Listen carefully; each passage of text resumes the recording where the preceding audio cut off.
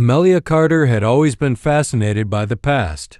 As a young archaeologist working at the British Museum in London, she had spent countless nights poring over ancient scripts, lost languages, and broken artifacts. But nothing could have prepared her for what happened that one quiet evening. The museum was nearly empty. Rain tapped gently on the tall windows, and the air smelled like old parchment and ink. Amelia stood in front of a newly arrived Persian scroll, a relic that had baffled even the most experienced scholars. Its symbols were strange, glowing faintly beneath her flashlight, and at the bottom was a circular seal she had never seen before. As her fingers brushed against the seal, a sharp pulse ran through her body. The room seemed to tremble, not violently, but as if time itself had shivered. Wind howled out of nowhere, scattering papers and pushing Amelia backward. The lights flickered and died. The last thing she saw was the scroll shining brighter and brighter until everything turned white. When she opened her eyes again, everything had changed.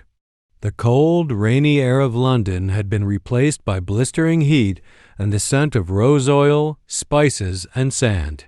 She blinked against the sun and sat up slowly.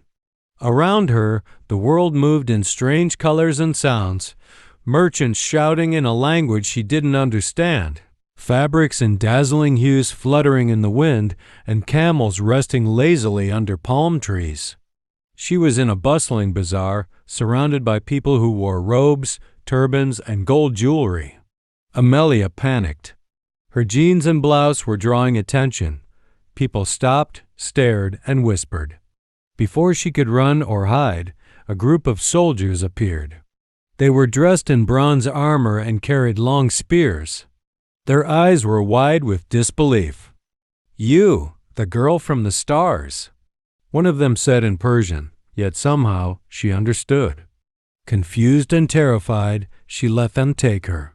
The crowd parted as she was escorted toward a grand palace with tall marble pillars and golden doors. Whispers followed her like shadows. Time traveler, prophecy, chosen one. Inside the palace, the scent of sandalwood filled the air. And there, on the throne, sat a man who made the world around him seem to fade. Prince Darius. He was young, maybe in his early 30s, with eyes like midnight and the calm confidence of someone who had been waiting a very long time. He stood slowly and walked toward her, his voice soft but firm. "You came," he said. "The stars never lie." I don't know what's happening," she whispered. "You've returned to where you belong," he said. "You were always meant to find me." Amelia's heart raced. How could this be real? Why did it feel like she knew him, like their souls had once met in another life? In that moment, one truth began to settle deep inside her. Her life would never be the same again. Days turned into weeks, and Amelia slowly began to adapt to life in the palace of ancient Persia. Servants dressed her in flowing silk robes. She was taught the customs, the language, though strangely, she already understood much of it. It felt familiar, like a dream she'd once forgotten. But what truly captivated her was Prince Darius. He was unlike any man she had ever known. Gentle, yet powerful, commanding, but tender. They walked through the palace gardens together under moonlight, speaking of stars, fate, and the mystery of her arrival. She learned that he was more than just royalty. He was a man burdened by duty, by prophecy. "You are the one," he told her one night.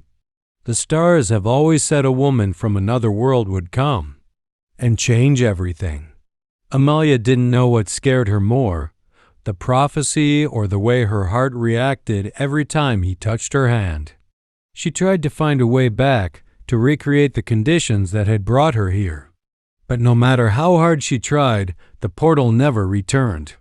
And with each passing day, her feelings for Darius grew deeper. Then came the night of the festival. The entire city lit up with firelight and music. Darius took her hand in front of the crowd, looked into her eyes, and asked the impossible. "Will you marry me, Amelia?" Will you stay here with me? Her heart pounded. Could she give up her world, her time, for this man? Before she could answer, chaos erupted. A group of rebels stormed the palace gates. They believed Amelia was a sorceress sent to curse the kingdom. She was captured, dragged through the streets, and thrown into a cold cell beneath the palace. Her fate was to be decided at dawn. But Darius, he didn't abandon her. He fought his own guards, broke into the prison, and freed her. Bloodied and bruised, he looked at her with tears in his eyes.